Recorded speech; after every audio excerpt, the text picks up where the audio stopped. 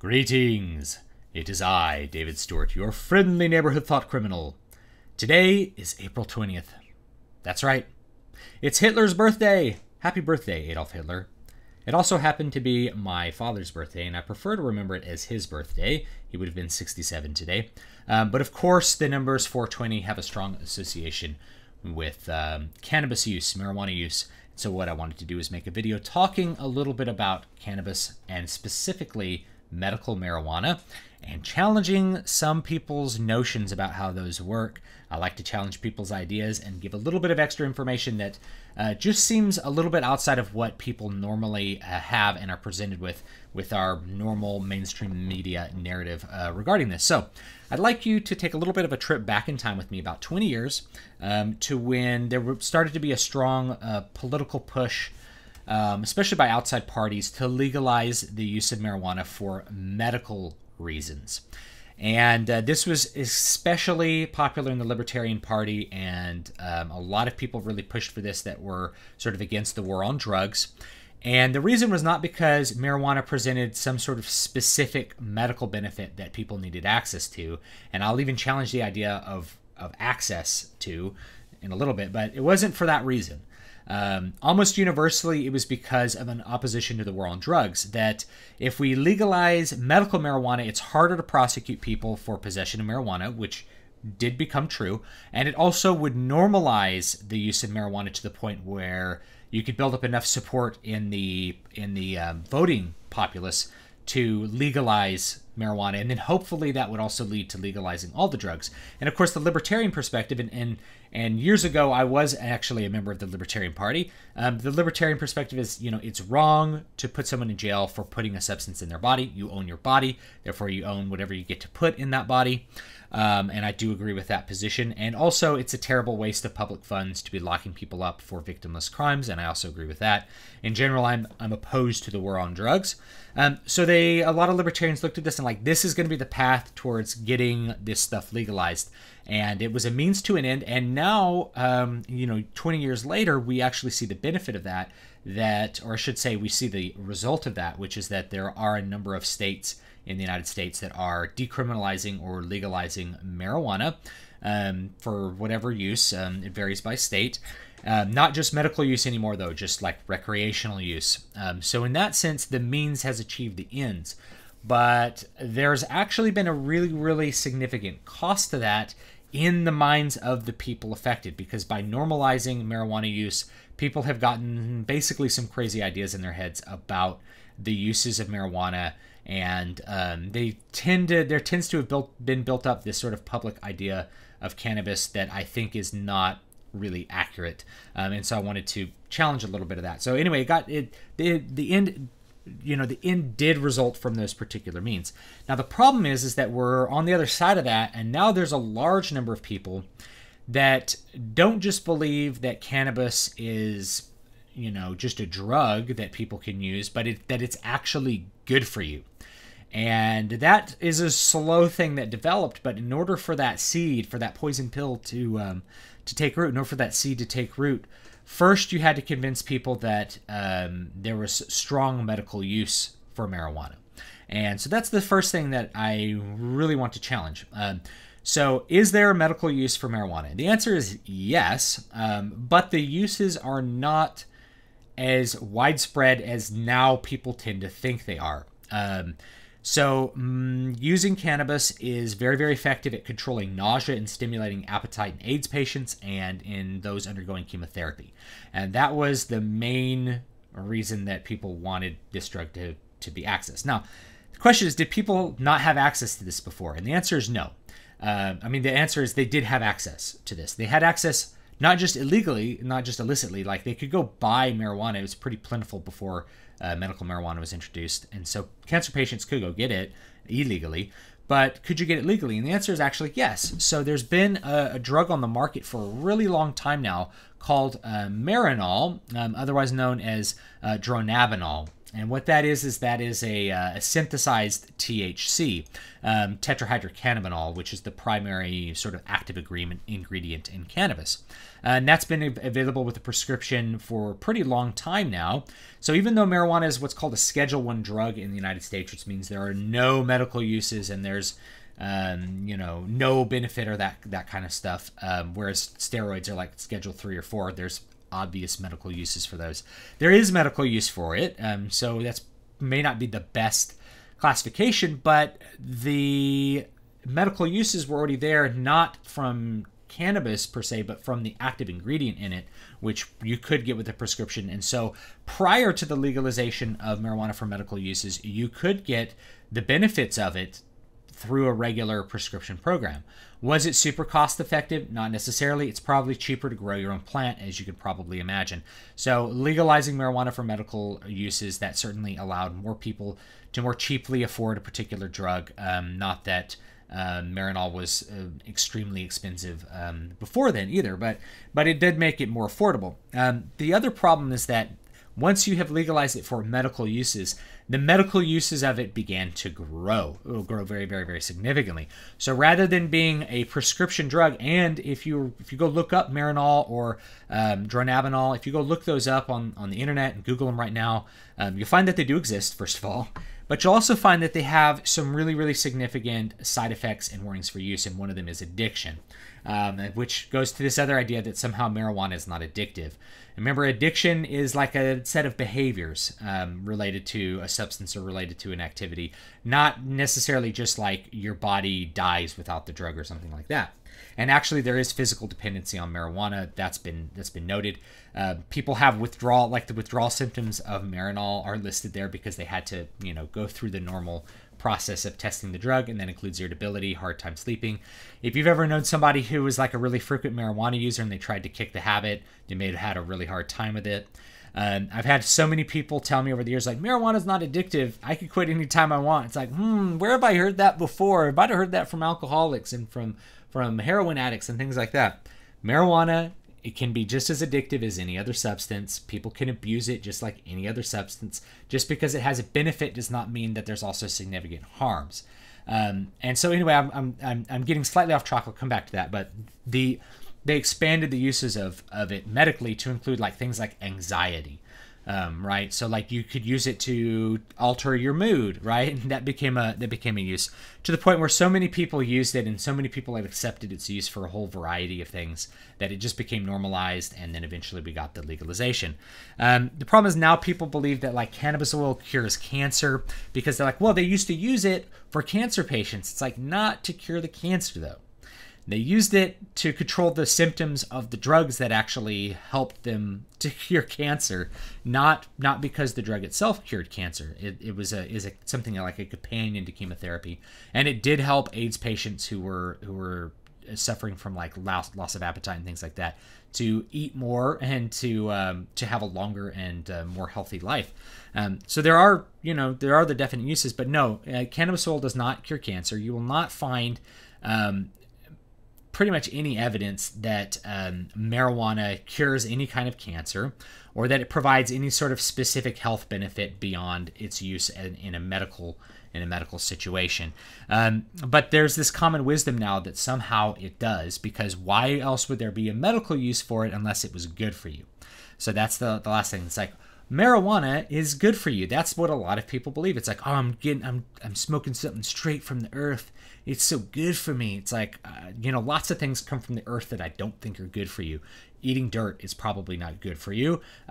You know what else grows from the earth is hemlock, and that didn't work out so well for Socrates. So just because something's natural does not mean it's good for you. Not at all. Cocaine is also derived from the coca plant, which is natural, so that's natural. Heroin's from the latex of a poppy, so that's natural. But what I really want to challenge is this idea that things have benefits without harms. Everything has a benefit and a harm relationship, anything that you do. So, when you go out and you exercise, you're like, oh, I'm providing myself benefit, right? I'm improving my heart health. I'm going out and getting some cardio done. There's a risk of injury when you exercise, right? You could trip and fall. You could hurt your knee. You're putting stress on your joints, and that could cause inflammation and pain. So there's always risk whenever you do something. Just because there's benefits doesn't mean there's not also some sort of harm with it. And so marijuana does have specific harms when you use it, and there's tons of stuff out there for you to figure out the specific harms of marijuana. But just to list a couple of them, addiction is one, which means you can create some dangerous drug-seeking behavior if you become addicted to the feeling of what it gives you. It does alter your brain chemistry, and it can cause brain damage with frequent or prolonged use. So keep that in mind, potheads, is that there's no free ride in this life. You don't get all the wonderful good feelings of emotions without any sort of downside. When you come off of marijuana, you have trouble sleeping, you're going to have low mood, you're going to feel depressed or anxious possibly, you're going to be irritable, just like any other substance that you have a dependency on. So addiction is a side effect of that. In addition to changing brain chemistry. Also, when you smoke it, you're putting a lot of tar in your lungs. It actually is worse for you than smoking cigarettes. It's worse for your voice. A lot of people end up with vocal disorders who are musicians because they smoke a lot of pot, and you're subjecting your vocal cords to carcinogens and tar all the time, which they don't particularly like. They can sometimes end up in a state of like constant inflammation. There's a bunch of negatives to smoking pot. So the question is, what benefits do you get at what harms, and do the benefits outweigh the harms in whatever given situation? So using it for, say, a cancer patient, yeah, the benefits are going to outweigh the harms. Using it because you want to use it recreationally, that's just a recreational use. You're going to see temporary benefits and temporary harms, just like drinking alcohol or anything else like that. Now, this other idea is like, oh, well, it's not, why would they call it a gateway drug? It's like, by calling it a gateway drug, you're basically saying that like other drugs are worse.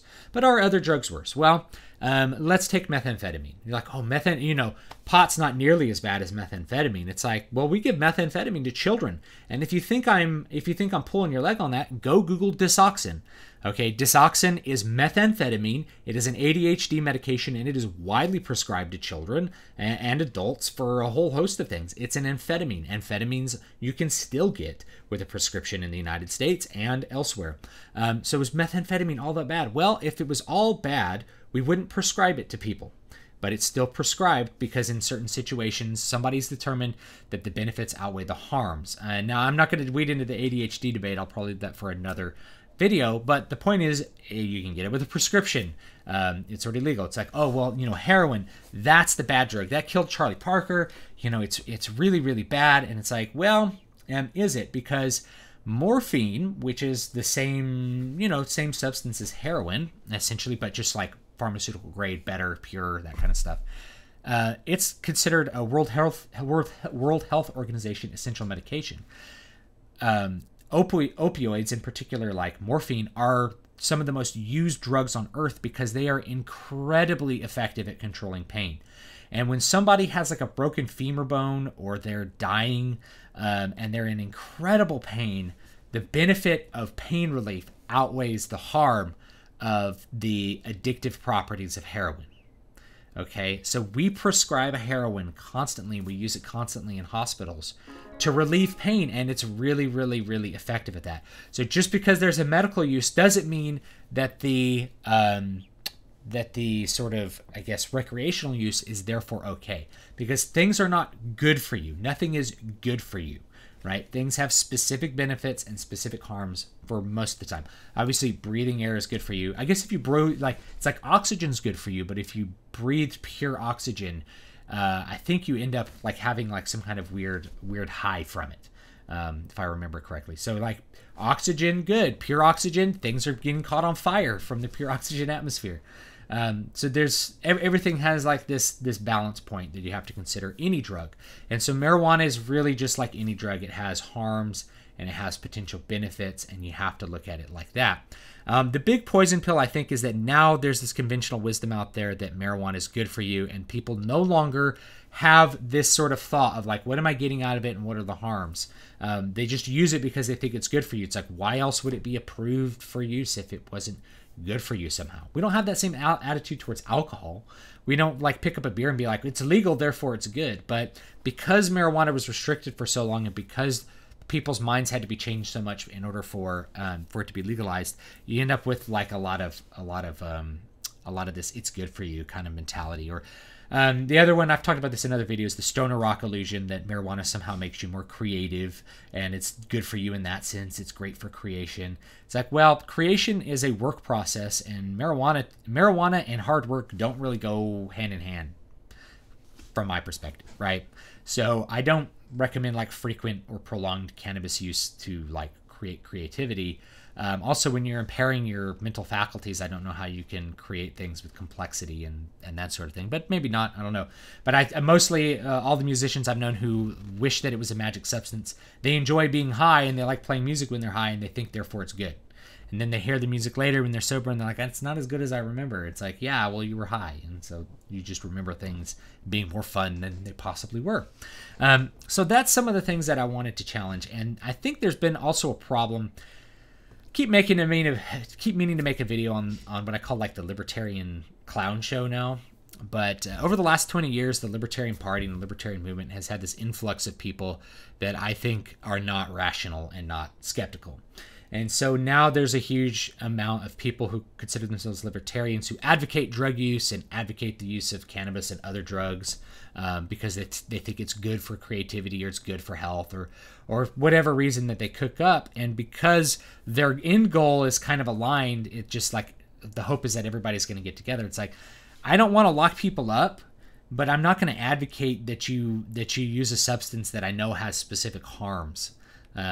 And I'm not going to say that I think that that's a-okay. You can do whatever you want with your body because it's your body, but you need to approach it from a logical and consistent perspective where you're able to weigh benefits and harms. So that's pretty much all I'm going to say about this today. To sum up, was the legalization of marijuana necessary for people to receive the medical benefits, or the medical marijuana legalization necessary? No, it actually wasn't necessary. So there's a little piece of history for you, is that we actually already had access to this. And actually from a pharmacological perspective, it might actually be better to give somebody the Marinol pill because it's a very, very specific dosage that you can keep track of. And it's only one substance, THC, tetrahydrocannabinol, whereas when you smoke pot, you're getting a variety of cannabinoid substances, some of which have different effects from what the primary one, THC, does. So it has a much more controlled effect. It's probably better from a pharmacological standpoint. If you're a doctor and you disagree, go ahead and give me your perspective, but from what I see and from what I've talked to with other experts, I'm not an expert, but with experts, is that it's better if you can keep the dosage really controlled because you have a very, very good idea of what the effect is and what the harms are going to be, what the exact benefit is and what the exact harm is going to be. So that's a big one a lot of people don't realize. And then from then on, we've now had a generation of people grow up with it, and then they think that cannabis doesn't have like significant harms, or they use that as a justification to make themselves feel better about their addictive behavior. So you guys have a great, great day. I appreciate this. Please leave me your thoughts down below and let me know what a crazy corporate tool I am for not advocating marijuana use.